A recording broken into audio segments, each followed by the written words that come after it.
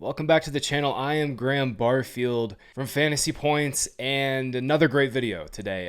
We're going to be talking through the top 10 wide receivers against man coverage last season, and we're going to be using a number of different metrics. We're going to be using yards per route run, targets per route run. Those are the two best efficiency stats in terms of how they correlate to fantasy points. Before I get started, I've got to mention that fantasy points data is the source of everything that you'll hear today. Right now this season, it's $50 for the whole year. You can try a free trial, 7 days. If you like it, I guarantee you will. This is going to be the go-to for your NFL research forever. All right, let's get to the list. Top 10 wide receivers against man coverage last season. Starting off at number 10. This receiver has had an unbelievable career, borderline Hall of Fame worthy. You could have the debate. I think some of the younger receivers in this kind of day and age are going to end up having better bulk numbers, but it's Keenan Allen. I think any of the young receivers like Justin Jefferson, Jamar Chase, you hear any of them say, who's the best route runners? Who are the guys you kind of modeled your game off of? Pretty much all of them say Keenan Allen. And even at 30 years old, he was still getting it done last year. He ranked 12th in fantasy points per route run, and he tied for 8th with CeeDee Lamb in targets per route run against man coverage. Keenan was fantastic again last year. I think once he came back from the hamstring injury, he got off to a little bit of a slow start, and then he really got going as the season progressed, and that was a big part of the reason his resurgence and kind of his play was a big part of the reason the Chargers finally kind of got some semblance of consistent offense. Number 9 on the list is Keenan Allen's teammate. It's Mike Williams. This will probably surprise you. This will probably be the biggest surprise on this list. Mike Williams was incredible against man coverage, specifically cover one, and that is the main man coverage we see across the NFL. It's ran at about a quarter of the time in the NFL on average. It's cover one man, and that is by and large what most teams run when they run man coverage. And Mike Williams was fantastic last year. Better than his teammate, ranked 3rd in yards per route run, and he ranked 10th in fantasy points per route run, slightly better than Keenan Allen last year. And this is mainly a Justin Herbert stat, right? Justin Herbert was unbelievable against man coverages last year, ranking 2nd best in yards per pass attempt. And, I think it's impressive that this kind of came with not a lot of aggression. Herbert wasn't at the bottom of the leagues in terms of deep ball throw rate, but he just ranked 21st in deep ball throw rate. That's throws of 20 plus yards downfield according to Fantasy Points data. He ranked just 21st last year against man coverage. So we're hoping with Kellen Moore, we'll see some deeper shots downfield to Mike Williams. And that's kind of what I'm hanging my hat on for fantasy this year with this receiver group. I have Keenan ranked ahead of Mike Williams, but I really like Williams too in fantasy, and I think any more downfield usage we can get, especially from him and especially against man coverage, will go a long way in fantasy. And we've already heard Kellen Moore say, hey, I want to line Mike Williams up out of the slot more. And to me, that's not coach speak. This is something that actually kind of matters. Over the last couple of years, Mike Williams has only ran 12% of his routes from the slot. Even if we get him up to 25, 30%, give him a few extra targets from the slot, that'll be huge for his fantasy stock this year. And I know everybody's tired of Mike Williams, but I'm back in for one last ride. Number 8, CeeDee Lamb. He ranked 9th in yards per route run, just behind Jamar Chase and Cooper Kupp, and he ranked 9th again in first read target share. This is a super cool, extremely sticky stat. First read target share. It just looks at where the play was designed to go and whether or not the player earned the target on that first read. And that's what this is looking at. CeeDee Lamb was awesome last year, earning targets against man coverage, awesome against zone coverage. He ranked 8th in first read target share against zone. Lamb clearly the Cowboys wide receiver 1 going into this year, even with the addition of Brandon Cooks, even with Michael Gallup getting back to full health. This offense is going to flow through Lamb again. Number 7, A.J. Brown. Brown was fantastic last year against zone. He was just as good, arguably, against man coverage. Ranked 6th in yards per route run, 8th in fantasy points per route run. And I think for fantasy, and this is maybe more of a DFS type of stat, but anytime we get a coverage unit that plays more cover one man, I think we've got to bump A.J. Brown up considerably in our rankings given these stats. Number 6 will probably surprise you. Maybe not to the extent that Mike Williams did, but it is Chris Olave. He was fantastic. He's actually the only rookie to rank In the top 10 on this list, Drake London was in the top 10 against zone coverage last year. So these two, in Christian Watson as well. So London, Watson, and Olave, the fantasy wide receiver position in the long term just looks bananas good. Olave is obviously a huge part of that. And the part of the reason he ranks number 6 here over A.J. Brown is Chris Olave led all wide receivers, everybody, in yards per route run against man coverage last year. Just stupid good. 3.48 yards per route run. He beat Tyreek Hill. He beat out Jamar Chase. He beat out Cooper Kupp. Chris Olave was fantastic last year. And really, if you look back at his last season, there's not a stat where he doesn't pop in. It's like you look at any like age efficiency, bulk production, adjusted for age. I mean, Olave is going to pop in it. For fantasy this season, though, I've found myself a little lower than the consensus on Olave. And it's not because, obviously, he's not a good player. I'm a huge believer in Olave's talent. I've been buying him in Dynasty. But for seasonals this year, Michael Thomas is back, and I know your eyes are rolling. I get it. We're doing this again with Michael Thomas, but I do think it matters that even if he's lost half a step, he's actually healthy.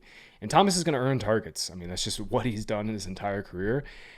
Chris Olave is still the wide receiver 1 here. Let's be very clear about that. But Thomas does kind of cap Olave's ceiling. Cracking the top 5 here. It is Amon-Ra St. Brown. I've been obsessed with Amon-Ra St. Brown's game since he came out of college, but he has just gotten better and better.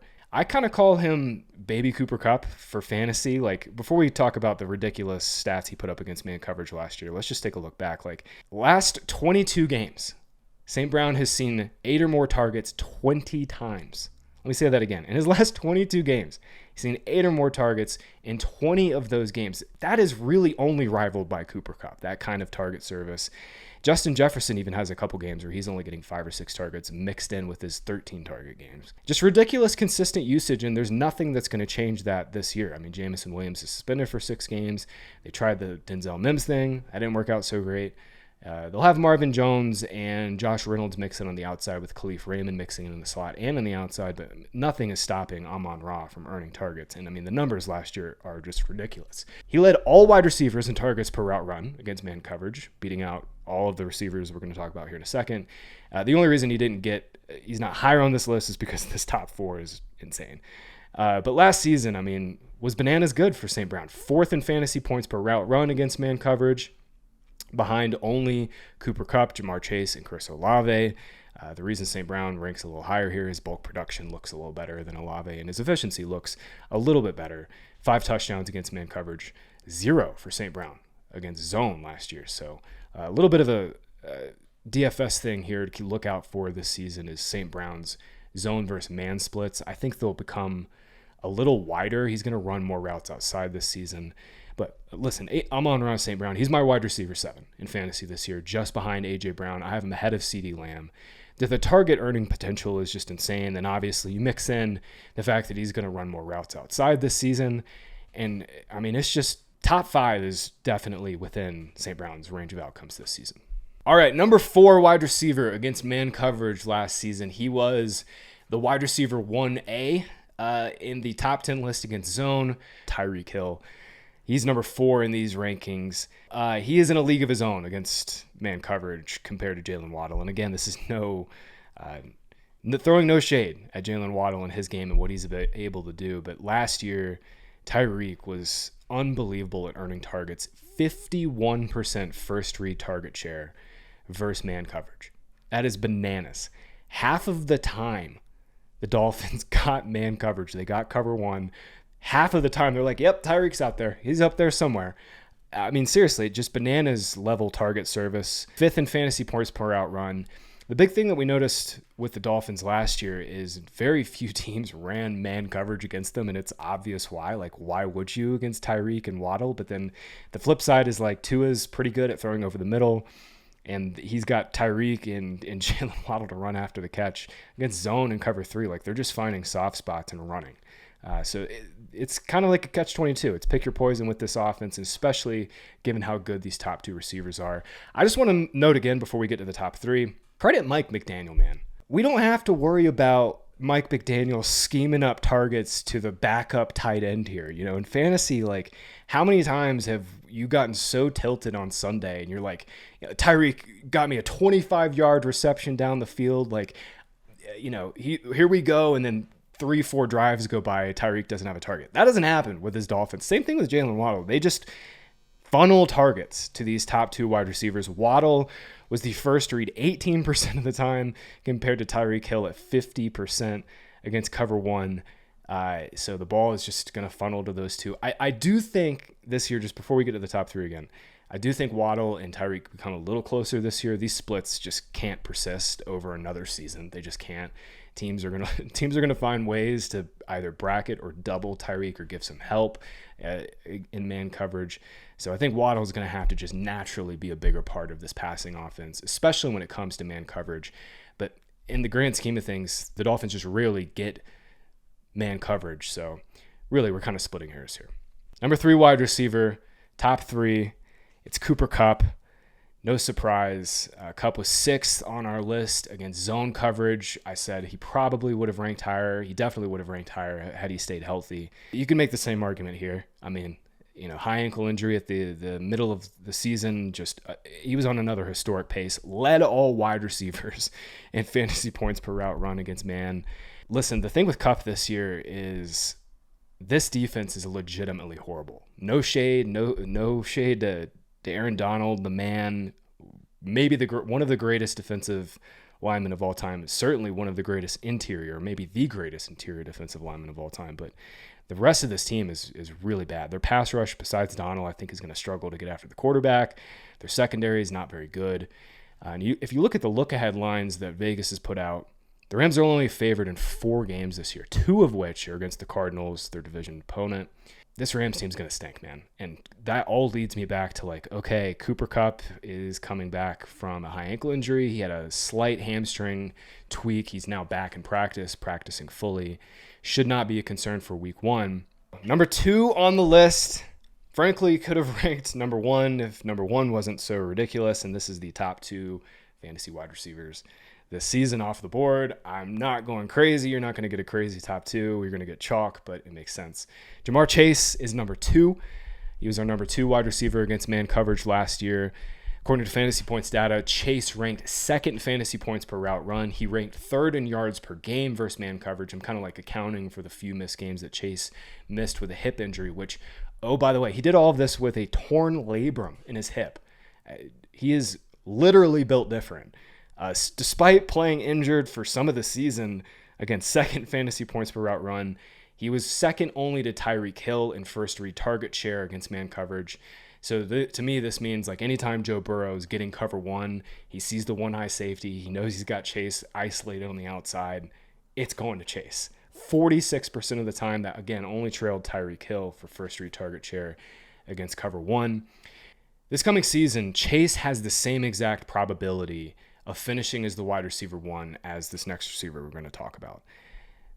Joe Burrow, T. Higgins, Jamar Chase, they are all set up for a legendary season. We finally, last year, got the Bengals. We finally got Zach Taylor to commit to a pass-heavy offense. The Bengals were top 5, top 6, top 7 in all the passing stats that we could care about, all the passing splits we could care about. And this coming season, he's got Jamar Chase healthy, who missed time last year, like I mentioned with the hip injury. Joe Burrow's got T. Higgins healthy, who had multiple injuries last year that he dealt with, and he was never really fully 100%. And all 3 of these guys are trying to get the bag. They're all trying to get paid. We're going to see historic numbers from Joe Burrow. I think 40 touchdowns is well within his range of outcomes. If I were going to put together a bold predictions list, that would be probably my number 1 or number 2. It's that Joe Burrow throws 38, 40 touchdowns this year, and he finishes as the probably QB3 or QB4. Number 1 on the list is Justin Jefferson. He ranked number 2 against zone. The only reason he didn't rank number 1, again, go back and rewatch the video, is just because Tyreek Hill and Jalen Waddle were so ridiculous against zone last year. It's pretty easy when you lead all wide receivers in yards against man coverage. You finish above Tyreek Hill and Jamar Chase and Cooper Kupp in yards per route run. The list goes on and on with Jefferson. We really don't need to spend a whole lot of time on that. But I do think the addition of Jordan Addison, the integration of TJ Hawkinson, there is enough target competition here now to say, okay, maybe they don't have to funnel Jefferson 15 targets. Maybe it's like, okay, instead of that, we're going to give him 12 and we'll give Addison 5 or 6 as opposed to the 4 or 3 that Adam Thielen was getting at the end of last year. To me, Justin Jefferson can easily get to 1,800, 1,900 yards again. But I think it's a lot closer between Jefferson and Chase. I realize that the chalk is to take Jefferson at 1. If you're doing like 10 best ball drafts and you get the top pick twice, I would seriously entertain taking one Jefferson and one Chase team. I think these two share equal outcomes of wide receiver 1, and Tyreek Hill and Cooper Kupp are not too far behind. I have Hill at 3 in my rankings. I've got Kupp at 4. Guys, thanks so much for listening. As always, please subscribe to the channel. Like this video. I know you hear it all the time, but really it does help us a lot. We really appreciate it. I would genuinely appreciate it. And again, the source for all this data is Fantasy Points data. It's really cool to say that. After all this time, all this effort, we have unbelievable tools for you guys to check out.